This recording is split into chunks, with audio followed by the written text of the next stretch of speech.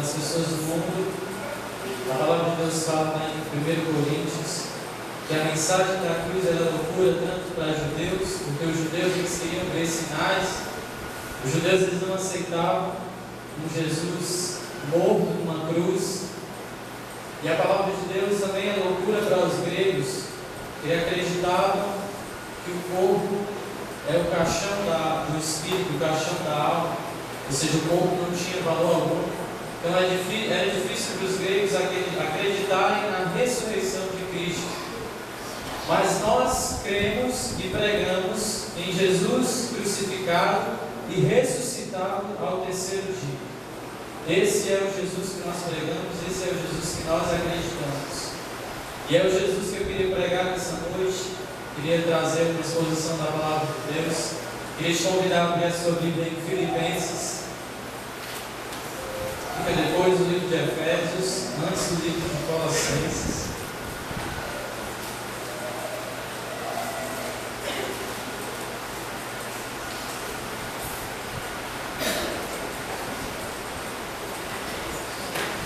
Nós vamos ler do capítulo 2, dos versículos de 5 a 11.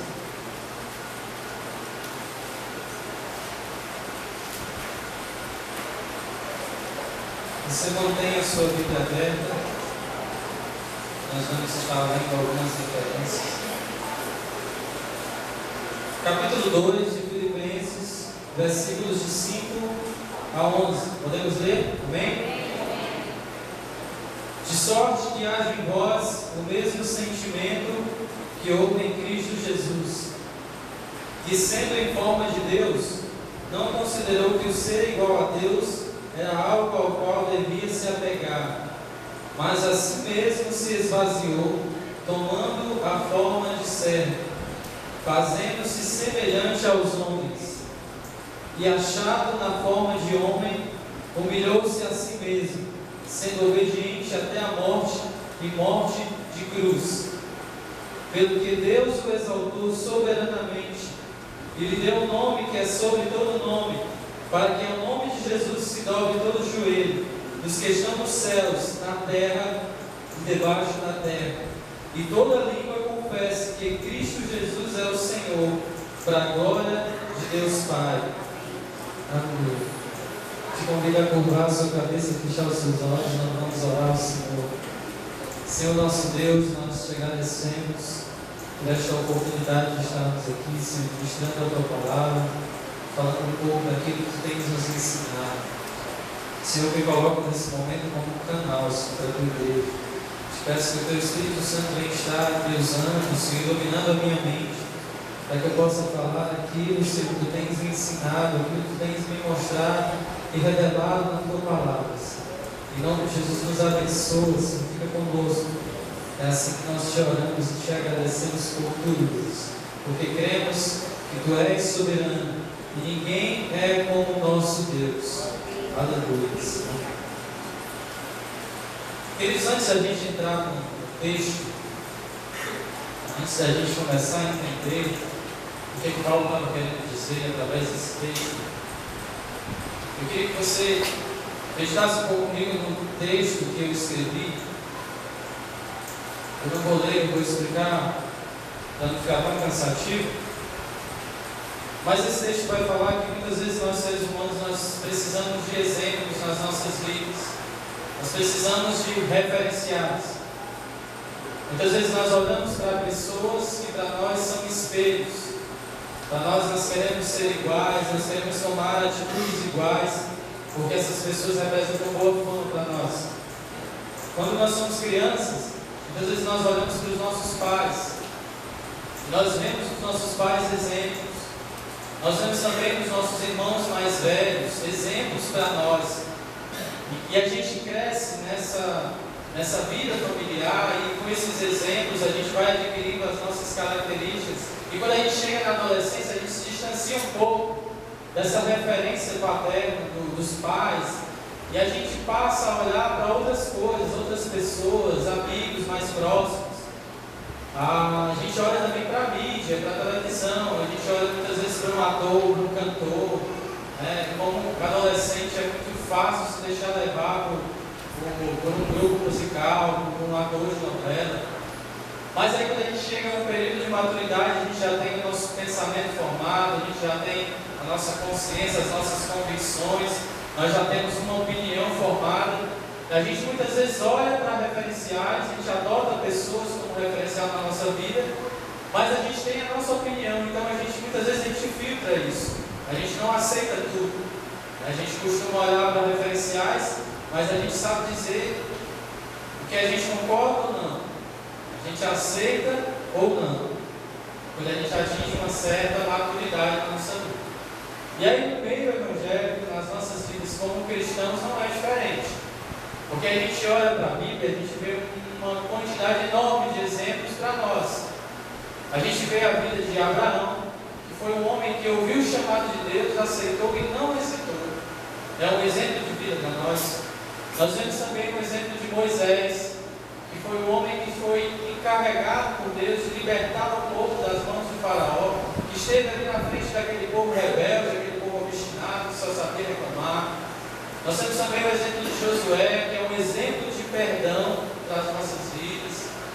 E aí temos Davi, temos o exemplo de Jó, temos infinidade de exemplos. No Novo Testamento nós temos o exemplo de Paulo, que foi um grande missionário, um grande pregador da palavra de Deus, que foi uma pessoa que levou o Evangelho a praticamente todo mundo conhecido, assim como os outros apóstolos, Pedro, João e os outros. Então, no meio evangélico, a gente tem na Bíblia diversos exemplos para nós. Diversos exemplos nós temos, mas muitas vezes nós deixamos de lado os exemplos bíblicos e passamos a olhar mais para homens do que para a Bíblia. A gente olha para aquele pregador, aquele pastor. Eu, particularmente, eu tenho muitos exemplos para mim de pregadores. Tem um pregador chamado Charles Spurgeon, do século XVIII, se eu não me engano, que para mim é um exemplo. Eu leio os sermões dele e fico maravilhado. Muitas vezes a gente olha também para um grupo de louvor, para um cantor, o pessoal que canta, a gente que canta, e a gente se espelha, a gente tem um referencial. Mas por que eu estou falando isso para você hoje à noite? É engraçado. Todos os homens que eu citei aqui de exemplos do Antigo Testamento e mais outros que a palavra de Deus nos fala, eles apontavam para um Redentor que viria futuramente. Eles esperavam por um Salvador que haveria de libertar o povo de Israel. Todos os exemplos que eu citei do Novo Testamento pregavam, viviam as suas vidas, foram mortos por amor da mensagem de um homem que eles conheceram, e eles viram a sua morte e a sua ressurreição. Muitas vezes nós tomamos exemplos também na natureza, nós vemos histórias como a história da águia, a história do porco espinho, a história de outros animais, mas nós vemos hoje que a natureza ela também anseia com dores de parto a vinda do seu Redentor, a sua redenção. Ou seja, todos apontam para um exemplo maior. Os pastores que nós temos como referenciais, os cantores que nós temos como referenciais, apontam para um exemplo maior. E esse exemplo é Jesus Cristo, Salvador e Redentor das nossas vidas. E deve ser o maior exemplo que nós devemos tomar para as nossas vidas. O maior exemplo que você pode tomar para a sua vida é o exemplo de Jesus. É o exemplo de Cristo. É o exemplo de um homem que era Deus, se fez homem, ainda tendo atributos divinos, ainda sendo Deus, mas se humilhou sendo servo nesse mundo, morreu uma morte de cruz e ressuscitou ao terceiro dia. E aí os homens que andavam com ele escreveram na palavra de Deus, no Novo Testamento, todos os seus ensinamentos. Tudo que nós poderíamos saber sobre Cristo está na palavra de Deus. Então Jesus Cristo é o maior exemplo que nós podemos seguir nas nossas vidas. E aí Paulo, ele fala na carta aos Filipenses, nesse texto que a gente leu, ele vai dizer para as pessoas lá da igreja de Filipos: olha, que haja em vocês o mesmo sentimento de Cristo Jesus. Mas como assim que haja em vocês o mesmo sentimento? Quando a gente faz um estudo estudo mais aprofundado dessa palavra, sentimento, e a gente vai buscar lá no grego, a gente vai ver que não é só sentimento. Se você tem uma Bíblia Nova Versão Internacional, ela vai falar a palavra atitude. Então, a palavra no grego, ela vai dizer que é uma atitude completa. Eu não simplesmente faço, mas eu quero fazer. Eu tenho um desejo ardente no meu coração de fazer, de tomar essa atitude. Eu tenho um sentimento que nutre a minha atitude. Então, o que eu entendo, a primeira coisa que eu entendo nesse texto é que a atitude de imitar a Cristo, a atitude de seguir a Cristo e de seguir o seu exemplo, é uma atitude completa. É uma atitude de corpo e alma. Muitas vezes as pessoas elas querem fazer, elas têm um desejo de fazer, mas elas não fazem, elas não demonstram.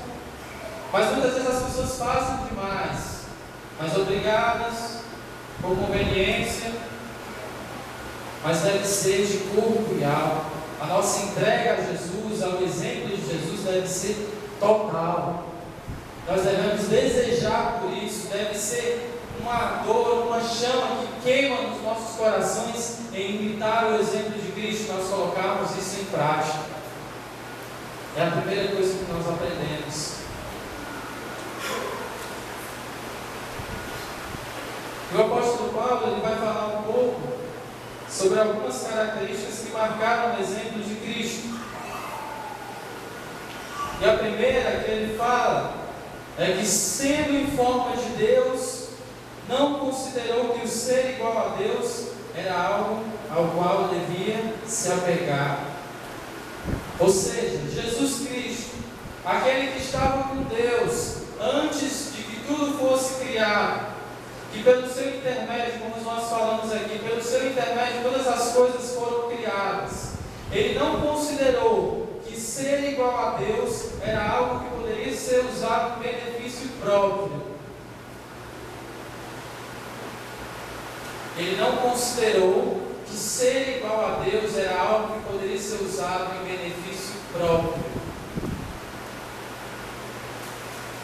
Com isso, queridos, eu entendo que a humildade de Jesus, mesmo nos ensina que, mesmo sendo Ele Deus, mesmo sendo Ele pessoa de Deus, Ele não se apegou a isso.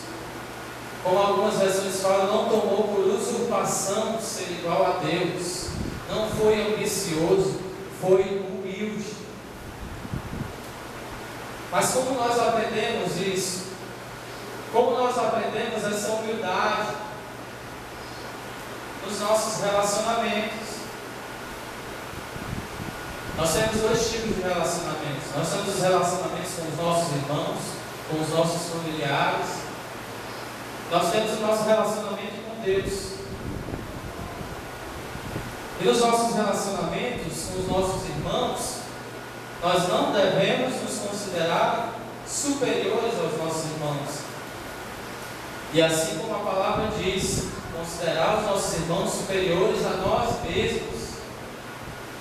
Paulo fala nesse mesmo capítulo, no versículo 3: não faças nada por contenda ou por vanglória, mas por humildade.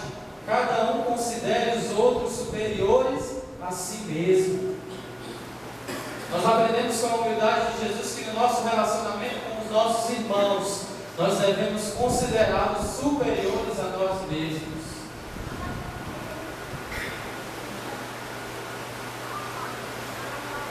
É interessante que esses dois relacionamentos, eles são ligados.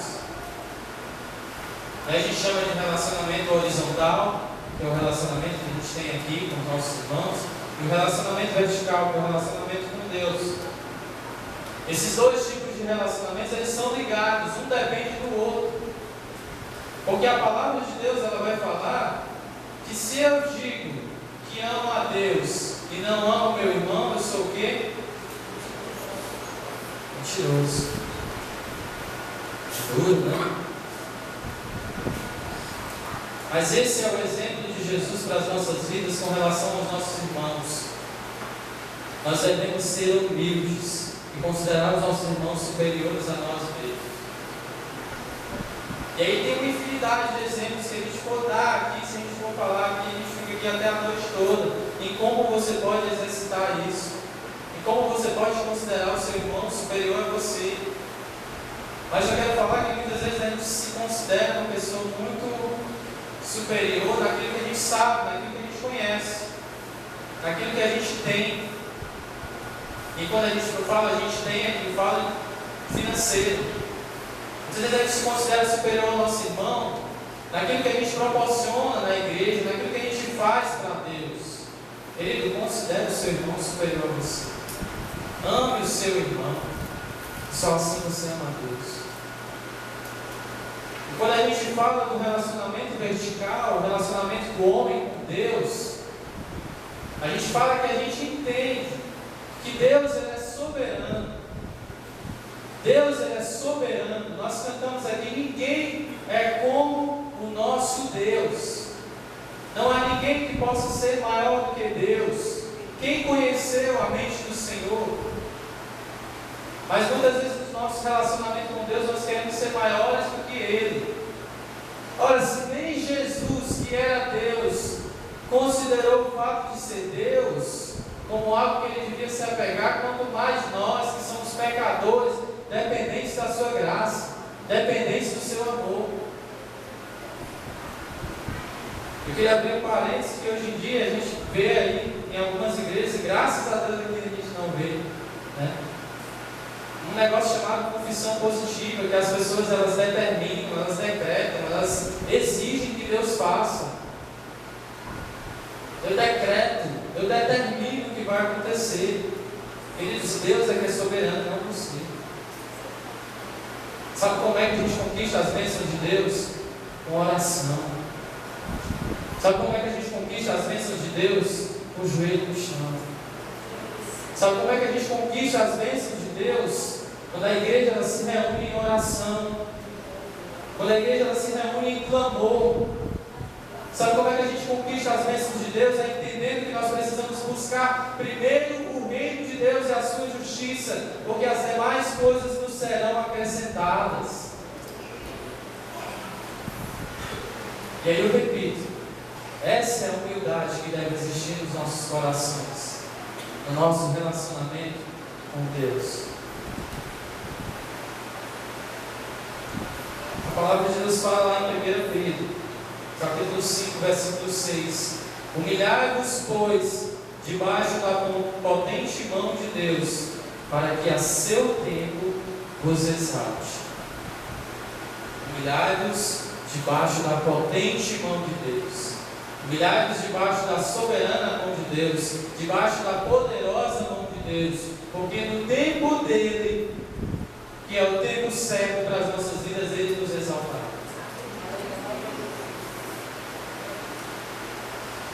Outra coisa que nós podemos observar no versículo 7, ele fala que mais a si mesmo se esvaziou, tomando a forma de servo, fazendo-se semelhante aos homens.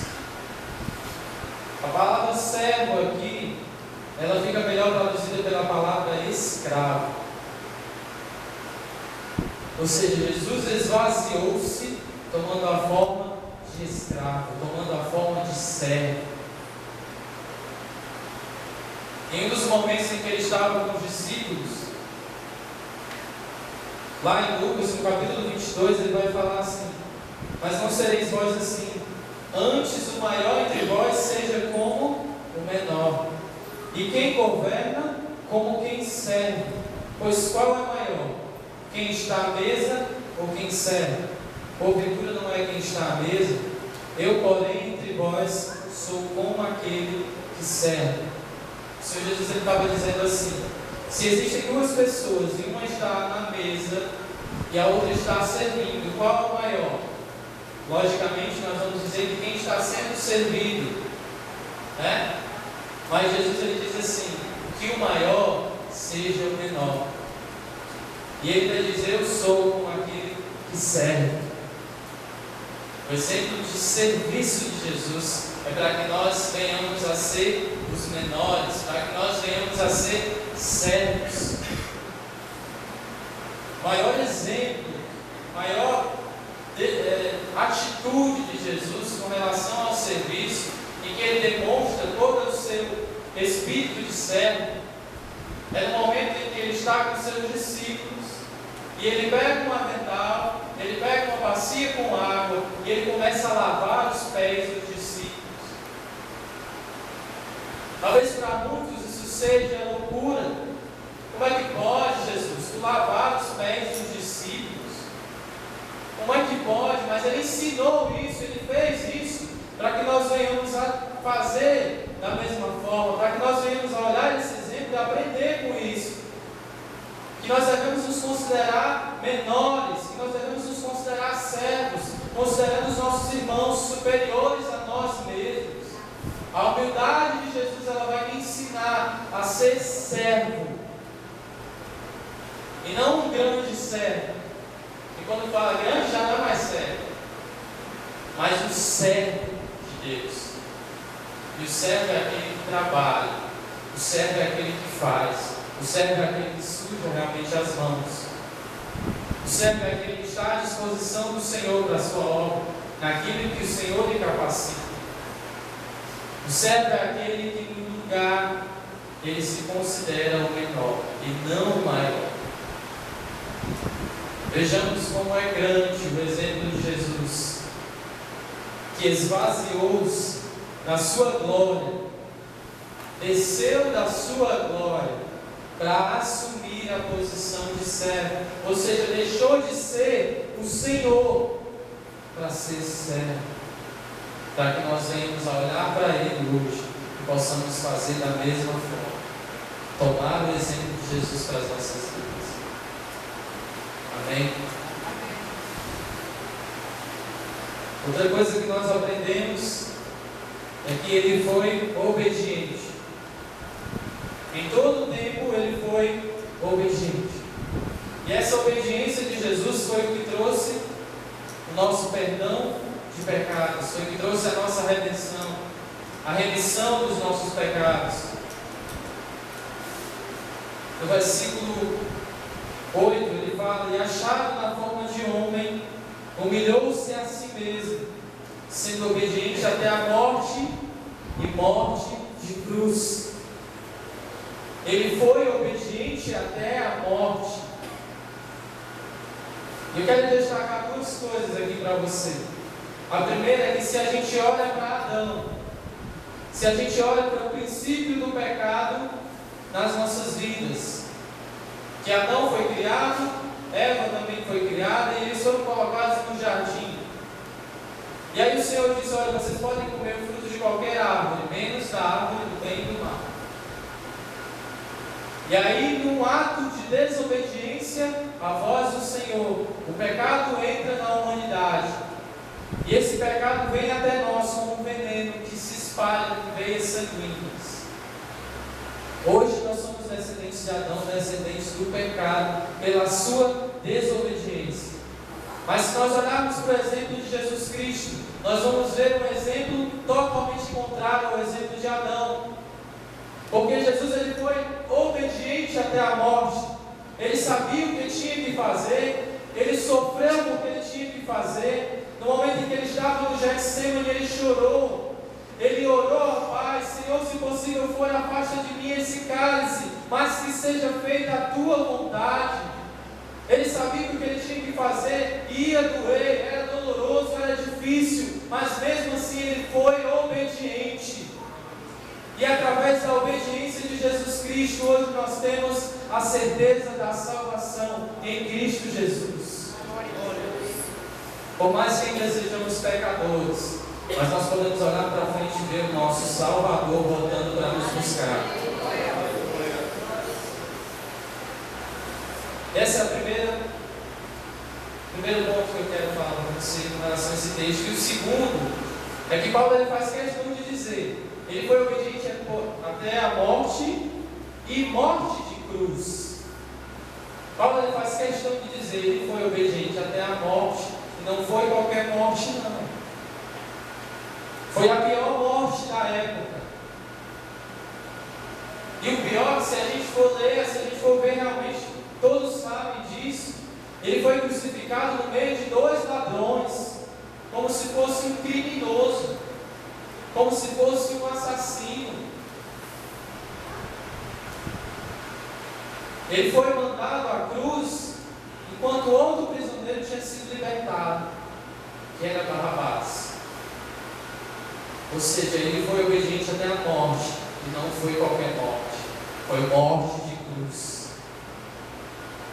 Nós precisamos, queridos, entender, com o exemplo de Jesus Cristo, que nós devemos sim ser obedientes ao Senhor e à Sua palavra, porque Ele é exemplo para nós, porque Ele obedeceu, Ele foi obediente, porque não obedeceu. Nós precisamos obedecer o que está escrito na Sua palavra. Nós precisamos obedecer o que nós ouvimos de Deus. Nós precisamos ser como Jesus, sermos obedientes, mesmo que isso nos custe caro, mesmo que isso nos custe muito. Hoje nós vivemos em um mundo perverso, de uma geração perversa, e muitas vezes obedecer aquilo que está na palavra de Deus vai contra todos os princípios do mundo. Custa muito caro para nós. Custou caro para Jesus e Ele obedeceu até a morte. Nós precisamos ser obedientes assim como Ele. Outra coisa que a gente pode observar é que a obediência de Jesus é o que vai atestar, é o que vai confirmar que tudo aquilo que Ele ensinou é verdade. Esse sacrifício de Jesus é o que vai confirmar para nós que todos os seus ensinamentos são verdade para as nossas vidas. Porque Ele mesmo disse nas suas palavras: quem quiser vir após mim, negue a si mesmo, tome a sua cruz e siga-me. Ele ensinou, Ele falou e viveu. Ele viveu isso na terra. Ele negou a si mesmo, negou a pessoa de Deus, tomou a sua cruz e foi rumo ao Calvário. Com isso eu entendo que tudo que Jesus falou tem verdade nas suas palavras. Tudo que Ele falou e que os apóstolos escreveram, que Lucas escreveu, são verdade para as nossas vidas, porque Ele viveu. Ele não só falou. Nós vemos nesse instante o exemplo de Jesus quando Ele disse que nós devemos ser o menor, e Ele vive esse exemplo quando Ele lava os pés dos discípulos. E não é só de palavras que se vive o Evangelho de Deus, não é só de palavras que se vive o caráter cristão, mas de atitude, de exemplo. Assim como Jesus, nós devemos confirmar aquilo que nós falamos. E quem está falando isso com mais peso aqui para vocês sou eu. Porque o que eu estou pregando aqui para vocês, eu luto todos os dias também para viver, para ser humilde, para ser obediente ao Senhor. Não é fácil, mas eu creio em Jesus Cristo e eu sei que eu devo ser obediente a Ele. Eu sei que eu preciso ser humilde. Eu sei que eu preciso me humilhar diante dEle, porque eu tenho fé nele. Eu acredito na sua salvação. Eu acredito na sua morte. Eu acredito na sua ressurreição. Esse é o melhor exemplo da minha vida. E é isso que move a minha vida. É como a palavra diz: nele nos movemos, vivemos e existimos. Outra coisa que nós observamos é que a humildade e a obediência de Jesus fez com que Deus o exaltasse. Pelo que Deus o exaltou soberanamente, no versículo 9. Pelo que Deus o exaltou soberanamente, e lhe deu um nome que é sobre todo nome, para que ao nome de Jesus se dobre todo o joelho dos que estão nos céus, na terra e debaixo da terra, e toda língua confesse que Cristo Jesus é o Senhor, para a glória de Deus. A humildade e a obediência de Jesus foi o que fez com que ele fosse exaltado.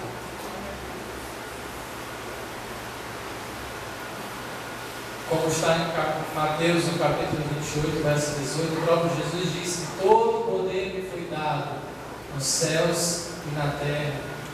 A palavra de Deus também fala em 1 Timóteo, no capítulo 3, versículo 16, que ele foi manifestado em carne, justificado em espírito, visto dos anjos, pregado aos gentios, crido no mundo e recebido na glória. E hoje, junto ao Pai, intercede por nós, o nosso único mediador. Abra sua Bíblia lá em 1 Pedro, no capítulo 5. Você passa algumas folhas, você vai encontrar o livro de 1 Pedro.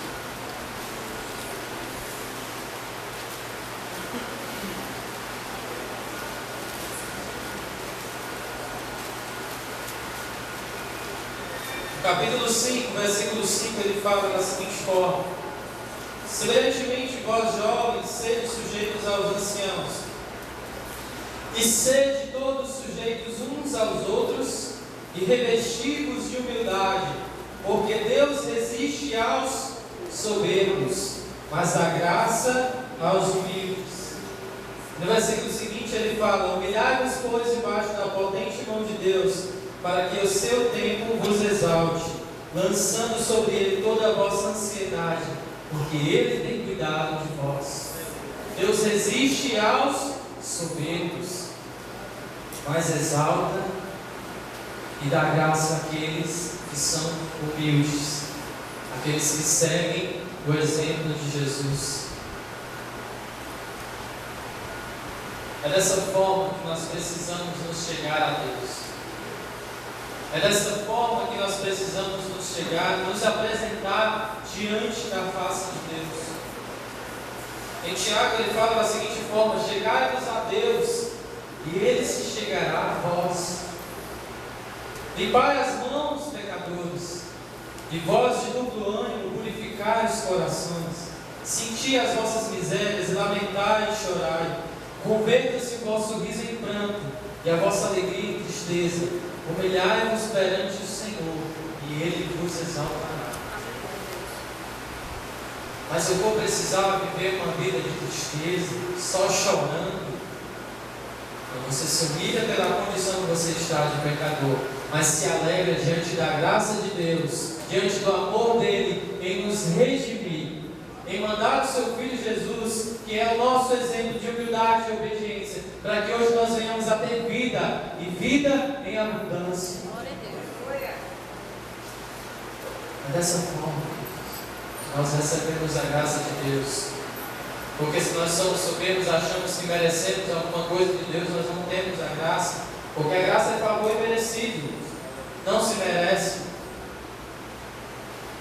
Mas quando nós reconhecemos a nossa dependência de Deus, é aí que nós recebemos o seu favor. E esse favor veio através do seu Filho Jesus.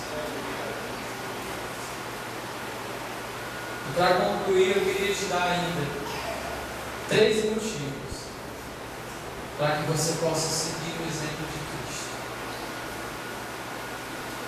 O primeiro está lá em Hebreus, no capítulo 12, versículo 2, que fala assim: olhando firmemente para Jesus, autor e consumador da nossa fé, o qual, pela alegria que lhe estava proposta, suportou a cruz, desprezando a afronta, está sentado à direita do trono de Deus. O primeiro motivo que eu te dou para seguir o exemplo de Cristo é porque Ele é o autor da nossa fé. A palavra de Deus fala em Efésios, no capítulo 2, versículos 8 e 9: porque pela graça sois salvos mediante a fé. Isto não vem de vós, é dom de Deus, porque nós somos feituras suas, criados em Cristo Jesus para as boas obras. Ele é o autor da nossa fé.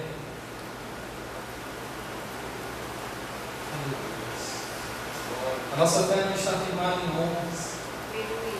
A nossa salvação ela não está firmada em homens. Nós não fomos comprados nem por ouro nem por prata, mas nós somos comprados pelo sangue de Jesus. Esse é um motivo muito grande para que nós possamos seguir o exemplo dele, porque ele é o autor da nossa fé. Foi através dele que nós temos paz com Deus, através da fé em Cristo Jesus que nós somos justificados. O primeiro motivo que eu te dou para seguir o exemplo de Cristo, porque ele é o autor da sua fé. O segundo exemplo que eu te dou é porque ele é a palavra de Deus. Nós lemos aqui no começo que o Verbo se fez carne e habitou entre nós.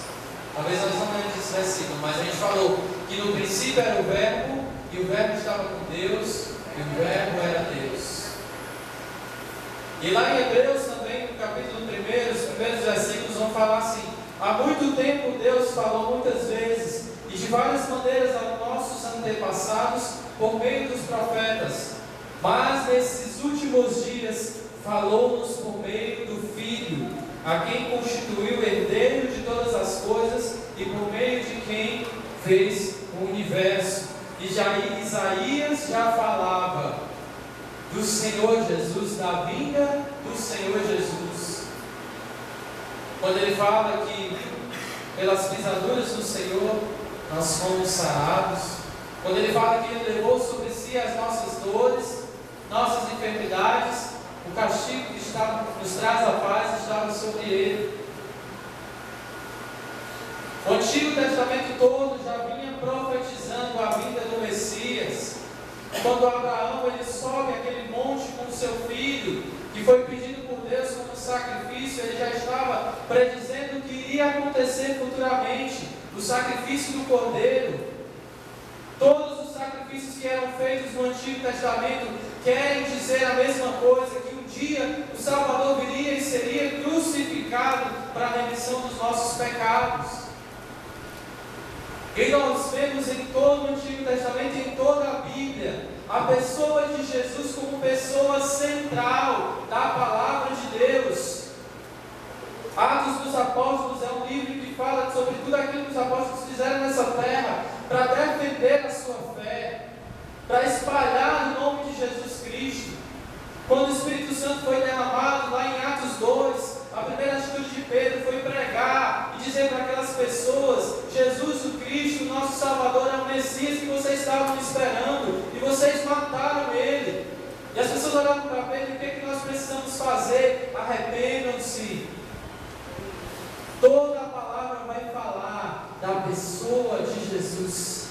A revelação de Deus para os nossos dias hoje é Jesus Cristo, baseada na sua palavra.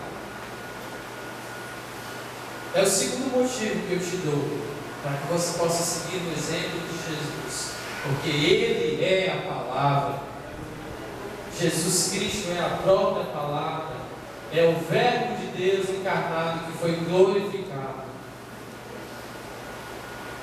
E o terceiro motivo que te dou, para que você possa seguir o exemplo de Jesus, é que tudo que nós devemos fazer deve ser para a sua glória.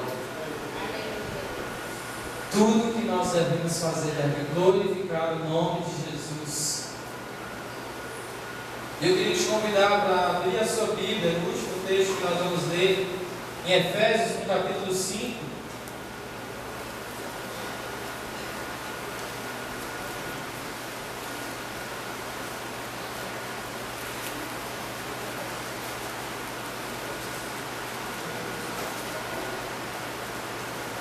Paulo, quando ele fala no capítulo 5, a partir do versículo 22, ele vai falar um pouco sobre relacionamentos.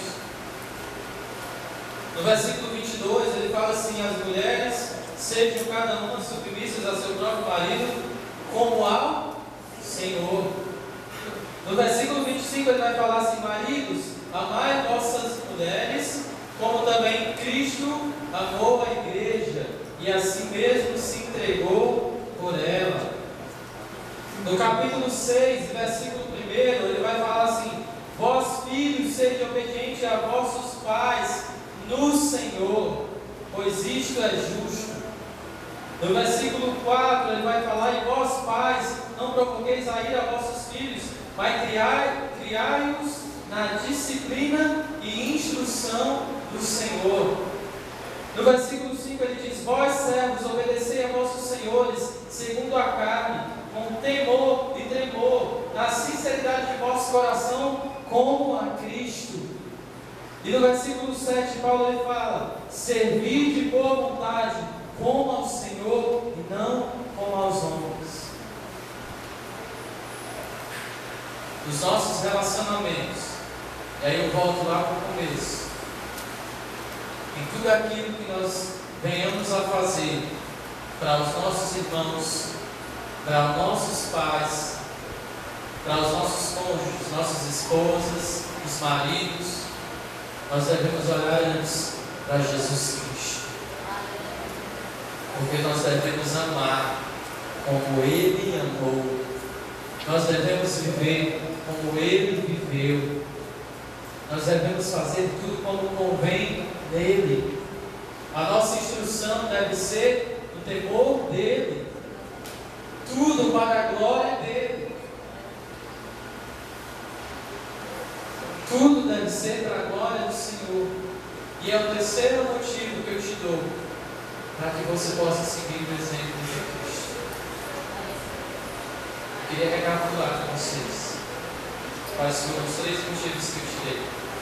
Primeiro, porque Ele é o autor da nossa fé. É através dele que nós temos vida em abundância. Segundo, porque Ele é a palavra. Jesus Cristo é a palavra, o verbo vivo de Deus. E terceiro, porque nós devemos fazer tudo para a sua glória. Diante de todo esse texto, de tudo isso que Paulo coloca nesses versículos, do versículo 5 ao versículo 11, como Jesus se portou, o que Ele fez, a maneira como Ele se esvaziou de si mesmo, nós devemos aplicar isso nas nossas vidas. Isso é justo, porque nós servimos a Ele, nós devemos toda a glória a Ele. Amém?